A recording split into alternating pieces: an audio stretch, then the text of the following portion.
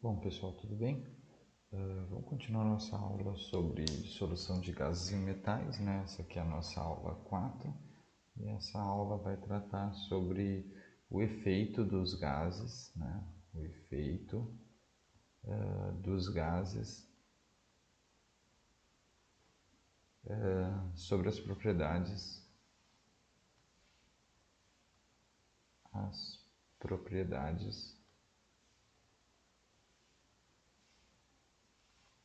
dos metais, tá? Dos metais sólidos também, tá? Dos metais sólidos. E o que a gente tem para comentar sobre isso? Bom, eu separei alguns gráficos aqui importantes. Eu vou tentar fechar essa aula apenas sem fazer cortes, mas talvez eu precise fazer um corte para falar dos outros metais. Inicialmente eu vou focar aqui no aço, né, no caso ligas de ferro, tá? Mas então, falando num comportamento geral, né, os gases, vocês viram que a solubilidade deles, quando a gente tira o gás do estado líquido, né, quando a gente tem um metal líquido ali, a partir do momento que a gente vai solidificar o gás, é possível notar que há uma queda brusca de solubilidade, né? Essa queda brusca de solubilidade, ela no mínimo vai causar um defeito principal nos metais, tá? Que são microporosidades, que são observadas apenas microscopicamente, mas eventualmente até porosidades macroscópicas, em alguns casos mais gritantes, né? Em geral, os gases dissolvidos no metal eles acabam prejudicando as propriedades mecânicas, normalmente aumentando a dureza, o que parece ser bom a princípio, né?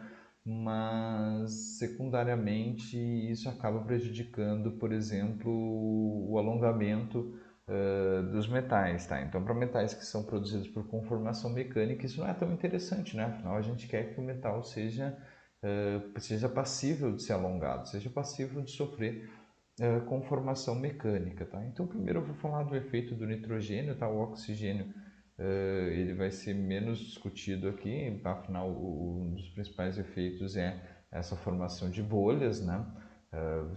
Isso é bastante discutido lá na parte de produção de aço, né? Que tem inclusive uma etapa específica só de desoxidação e aí ali naquele momento as propriedades do oxigênio elas são o que o oxigênio causa no aço, né? Elas são mais discutido, mas para cá a gente vai focar no nitrogênio e no hidrogênio, tá?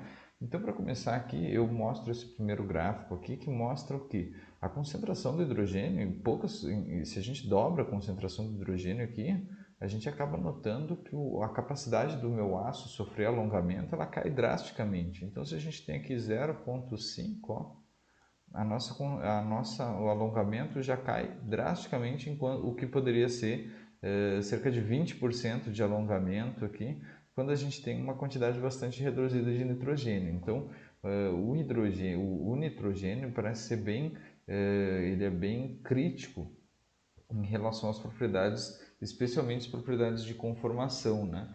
Então, ele age endurecendo o metal, tá? E quantidades elevadas de nitrogênio, elas podem inclusive fazer com que o metal se comporte como um vidro, ou seja, não absorver não poder sofrer nenhuma deformação e quebrar com facilidade. Isso é ilustrado pelo nosso segundo gráfico aqui, onde a gente vê o que?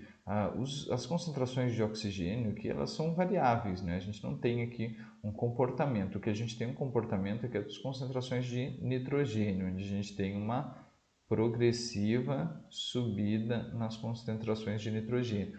Olha o que acontece com a resistência mecânica, resistência ao choque, desculpa, do nitrogênio conforme a gente aumenta a quantidade de nitrogênio, tá? Então aqui, se a gente não fizer trabalho mecânico nenhum, a gente vai ver aqui, ó, de 0,3 para 0,5 a resistência ao choque é praticamente a mesma, né? Quando a gente aumenta de 0,5 para 0,10, ela cai para menos da metade, para quase metade na realidade, tá? Então ela cai muito, ela cai drasticamente com o aumento se a gente dobrar. Se a gente triplicar, aí ela cai para menos de 20 pés por libra, né? Que é a unidade aqui de resistência ao choque, tá? Então, vocês podem ver que a adição de nitrogênio ela afeta bastante a resistência ao choque dos aços, tá? Então, a resistência ao choque é importante porque senão o metal se comporta como se fosse um vidro. E uma das propriedades que a gente preza para o metal, imagine um carro, uma ponta de eixo de um carro, que no primeiro buraco que tu passar ela vai quebrar se ela não tiver resistência mecânica suficiente para aguentar o esforço imposto pelo buraco num carro, né? O ideal é que no mínimo ele possa se deformar e ainda se deformar elasticamente, né? De uma forma que ele sofre a deformação no momento e retorna, né? Então seria bem indesejável se ocorresse, se o comportamento do metal fosse da maneira que eu estou dizendo, como se fosse um vidro, né? E se a gente impõe trabalho a frio, a gente consegue notar aqui que o efeito do nitrogênio, por exemplo, para 2% de trabalho a frio, se eu sofrer um alongamento, minha liga sofreu um alongamento de 2%, olha o que acontece, é que ele derruba lá embaixo a capacidade a resistência ao choque desse metal, até em maiores deformações, né, a gente consegue praticamente não ter resistência ao choque, né, muito baixa resistência ao choque, devido à quantidade de nitrogênio no metal. Então, é bastante importante que isso seja observado, tá? Aliás, que isso seja observado não, o nitrogênio é bastante relevante nas propriedades do metal, porque além de causar os defeitos que eu já havia falado, né, que são pequenas bolhas, eventualmente até bolhas maiores, ele acaba diminuindo bastante a quantidade, a resistência do meu aço, especialmente resistência ao choque, mas também as propriedades de conformação mecânica, né? Também dá para contrabalançar, tá? Uma observação importante que eu consigo contrabalançar essas, porque vocês podem pensar, bom, então eu tenho que evitar de qualquer maneira o nitrogênio. Às vezes no processo lá não é possível evitar que haja algum nitrogênio no aço. Então como que eu posso tentar contornar esse problema? Dá para utilizar alguns elementos de liga, tá? Que podem melhorar as propriedades mecânicas do aço, apesar da presença do nitrogênio, tá? E uma outra coisa também é diminuição do teor de carbono, né? O nitrogênio acaba sendo um átomo que ele forma uma solução sólida intersticial. Se eu diminuir o cara que está lá no interstício, que é o carbono, tá? Se eu diminuir a quantidade de carbono, eu diminuo o efeito negativo do nitrogênio. Porque o comportamento dele, se a gente for ver um aço e comparar esses gráficos aqui do aço, conforme a gente vai subindo o percentual de carbono, até lá perto de um ferro fundido, por exemplo, a gente vai ver que o comportamento do carbono ele também causa esses efeitos. Tá? A diferença é que o carbono a gente não consegue evitar muito, afinal ele vem lá do processo de redução, né? Então a gente dificilmente vai evitar a presença do carbono dentro do aço, né? Então, diminuindo o teor de carbono, a gente também consegue, além de usar elementos de liga, a diminuição do teor de carbono pode ser uma maneira de contornar esses efeitos negativos do nitrogênio, tá? Outra coisa aqui que eu tenho que falar, bom, o alumínio, pequenos teores de alumínio no carbono tem um efeito interessante, né? Então, uma alternativa aqui é o uso do alumínio para tentar mitigar a ação do nitrogênio dissolvido, tá? E aí, além disso, o alumínio vai formar alguns nitretos, né? A LXNY aqui, porque eu não sei exatamente quais as proporções de alumínio para nitrogênio, tá? Mas esses nitretos eles podem mudar a estrutura dos grãos. Então, eventualmente, eu posso usar esse problema aqui de maneira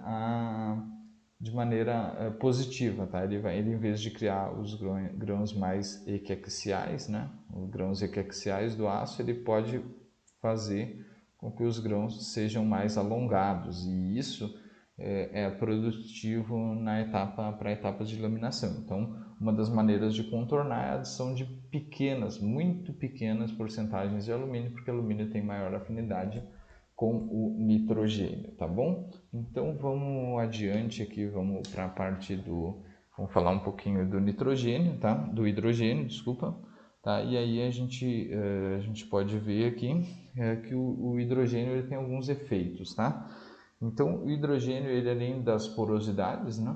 Esse aqui é o hidrogênio, tá?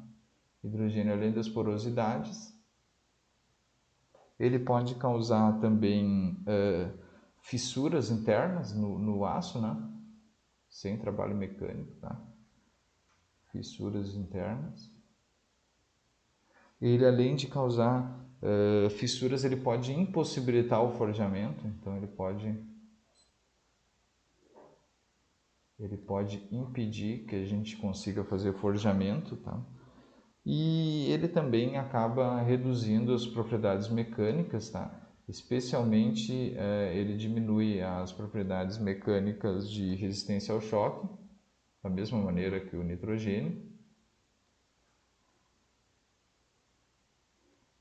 Ele diminui também a propriedade de alongamento, então o metal também da mesma maneira que o nitrogênio. E isso acontece especialmente em aços com teores maiores de carbono, tá? Então isso acaba ocorrendo em aços com teores maiores de carbono que são submetidos a têmpera, tá? A tratamento térmico, tá? Que são submetidos a tratamento térmico. E ele também pode ocasionar um tipo de fratura específica, que é uma fratura xistosa em aços forjados, tá?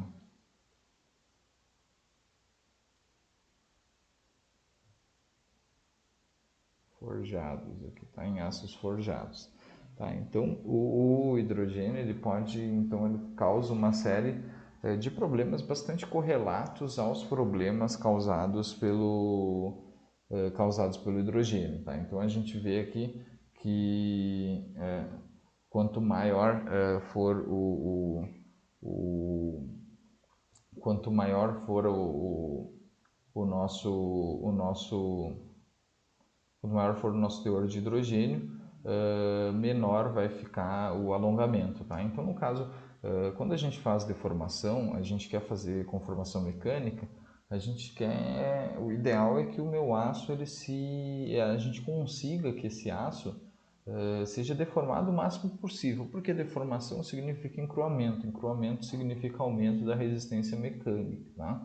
E além disso, quando a gente quer sair de um bloco de aço ou de uma chapa de aço e quer produzir uma peça, normalmente essa peça ela precisa ter contornos, ela precisa ter o formato dela em si vai ser bastante diferente do formato inicial, que é um lingote, um tarugo, entendeu? Então o ideal é que essa peça consiga ser alongada bastante, tá? Em porcentagem apreciável da peça consiga ser alongada. Então quanto menos for possível alongar, pior fica o meu metal, tá? E aí aqui uma coisa que está estritamente ligada com alongamento, quando a gente vai esticar uma peça com formato cilíndrico, a gente acaba reduzindo a área, né? Então, um aço sem hidrogênio, praticamente sem hidrogênio na estrutura, ele consegue reduzir a área dele até entre 30% e 40%, vamos dizer que aqui tem 35%, e isso, conforme eu vou aumentando até 1% de volume de hidrogênio, volume relativo de hidrogênio, aqui em 1% de hidrogênio eu caio praticamente, divido por 3 a capacidade que eu tenho de diminuir a área do meu metal através da deformação, tá? O que não é muito desejável, né? Afinal, como eu já havia dito, né, é importante que o metal preserve essa propriedade que ele tem de poder ser deformado, sofrer deformação plástica, senão a gente vai estar matando uma das áreas da metalurgia, que é a área de conformação mecânica, que se baseia na conformação plástica. Então, por isso, cada vez mais se tenta produzir aços e metais com com um teor bastante reduzido de hidrogênio, tá? E aí eu vou falar um pouco do cobre, tá? O cobre ele tem dois efeitos, os efeitos naturais, né, que é micro e macro porosidades. Além disso, a presença de gases no estado sólido aumenta ligeiramente, aumenta um pouco a resistência à tração, né, que também já era esperado, tá? E a dureza, mas diminuem bastante a capacidade do cobre ser alongado, tá? Então, para vocês, os fios de cobre, por exemplo, eles são produzidos por um processo de trefilação. Então, e processo de trefilação é um processo de conformação mecânica. Então, se a gente acaba tirando essa propriedade do cobre, a gente acaba impedindo que a gente viabilize a principal aplicação do metal, tá?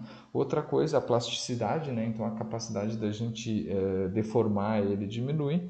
E no caso específico do hidrogênio, essa redução de plasticidade, porque a gente pode aumentar a temperatura e aumentar um pouco a plasticidade. É uma maneira de contornar, para vocês que já devem estar fazendo tratamento dos metais ou mesmo metalurgia física, vocês sabem que uma maneira de aumentar a plasticidade de um metal é elevar um pouco a temperatura desse metal.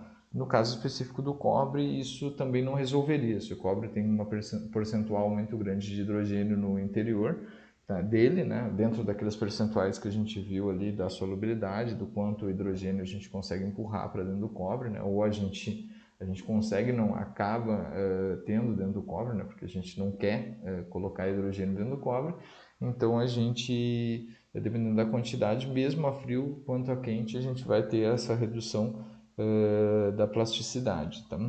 Já no caso específico do alumínio, tá? Eu não vou escrever essa parte porque são coisas, no caso do cobre, são apenas detalhes, né? Então, vamos tentar aqui fazer um sumário. Eu falei que não ia escrever, mas vou acabar escrevendo. Então, no caso do cobre aqui, a gente tem um aumento pequeno, tá? Aumento pequeno da tração, resistência à tração, tá?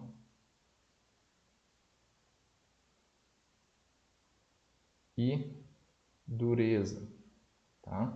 E aí, além disso, a gente acaba tendo uma diminuição grande na plasticidade, alongamento e na plasticidade e alongamento, tá?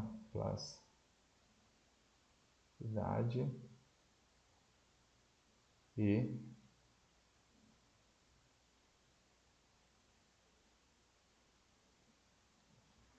o hidrogênio, no caso específico do hidrogênio, ele diminui a plasticidade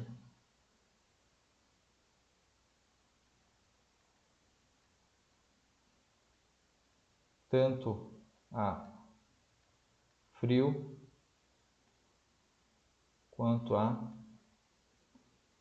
quente, tá? Então aqui são as coisas importantes de vocês saberem sobre sobre o cobre e a a adição, né, a presença de gases na estrutura do cobre causa, tá? Então, aumento da resistência, tração e dureza, um aumento pequeno, tá? Porque senão a gente poderia pensar, bom, então se eu preciso de uma liga lá que eu vou usar numa estrutura, é interessante então eu colocar, porque eu preciso de uma maior dureza no meu metal, maior resistência à tração, porque senão ele vai virar muito maleável, qualquer impacto ele já vai deformar plasticamente, mas não, além disso eu tenho uma grande queda na plasticidade e alongamento, então além de eu não ganhar muita resistência à tração e dureza, a gente pode acabar ocasionando a quebra desse material mesmo sem muita resistência à tração e dureza. Existem outras maneiras mais sábias e mais inteligentes de aumentar a resistência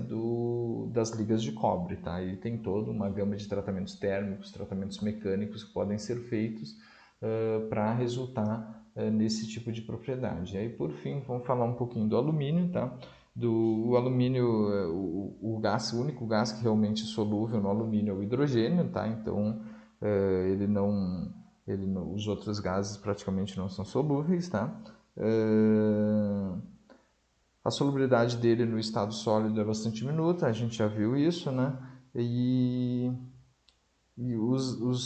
o hidrogênio, aliás, os outros gases, eles acabam se combinando com o alumínio, formando compostos insolúveis. Então, tudo que a gente tem, por exemplo, oxigênio, principalmente o oxigênio, ele acaba formando, por exemplo, alumina, né? E essa alumina vai parar no escório e eventualmente ela vai ser uma inclusão de óxido, tá? Então, a gente, dentro do alumínio ali, se a gente tem um oxigênio, ele vai formar a L2O3, e esse L2O3, se ele não escapar para a escória, ele vai ficar como um precipitado, e aí ele acaba não causando tanto problema, tá? Normalmente, quando as peças de alumínio são produzidas na forma de lingotes, quando tem a refusão desses lingotes, essa alumina que está ali precipitada, ela vai formar uma escória, tá? E aí, vamos ver o que mais que eu posso falar aqui. O hidrogênio, ele pode produzir porosidades, tá? E algumas expansões na superfície do alumínio. Então, vamos falar aqui do alumínio. A gente tem o hidrogênio, ele pode causar porosidades.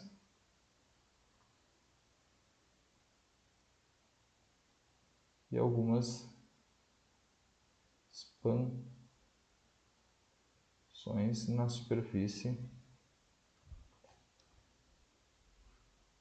Expansões superficiais, tá? Deformações na superfície do metal, tá?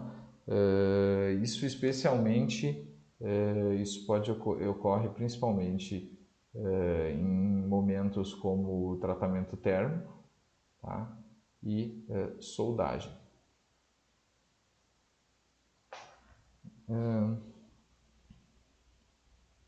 O que mais?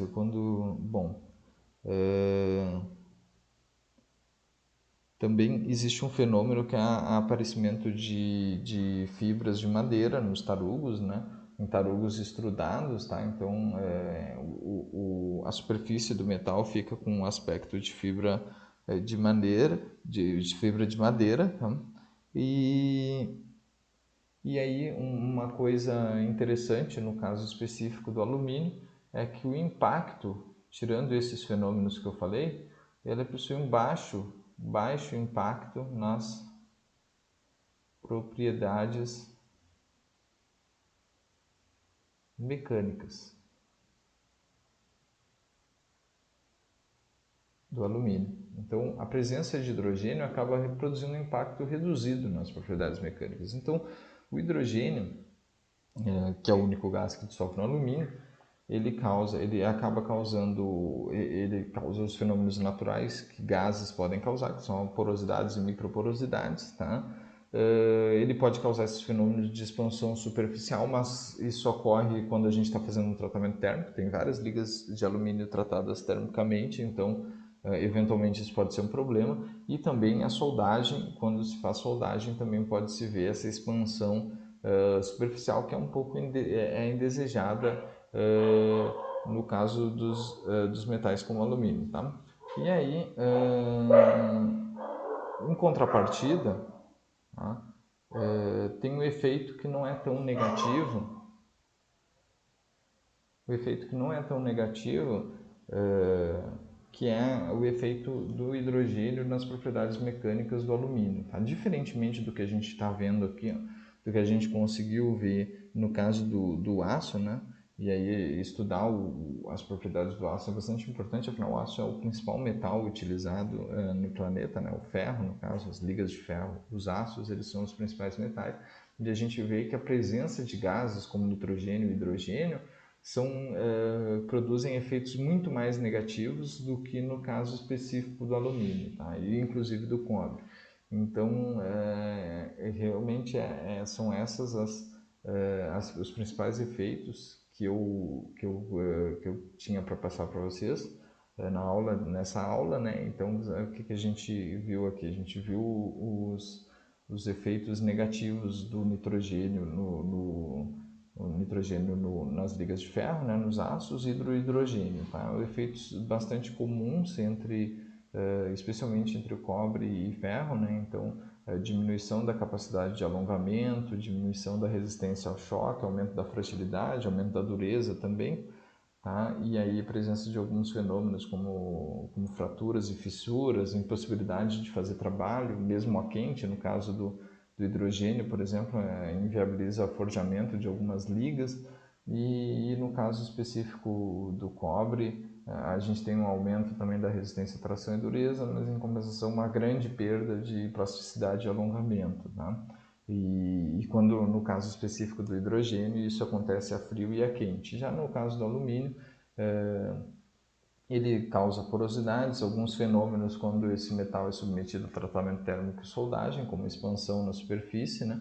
E aí, mas em compensação ele também não reduz tanto as propriedades mecânicas. Então o que a gente tinha para ver, essas aulas foram mais baseadas no ferro, cobre e alumínio. Para cada metal existe, a boa parte dos metais não existe tantos dados acerca desses fenômenos, mas para cada metal existe um comportamento. Eu estou falando aqui em comportamentos gerais, e eu acho que esses três metais retratam bem os comportamentos gerais, e vocês vão ter bastante subsídio para fazer os exercícios dessa aula, tá bom? Então, o que eu tinha para falar para vocês era isso, e tchau, tchau.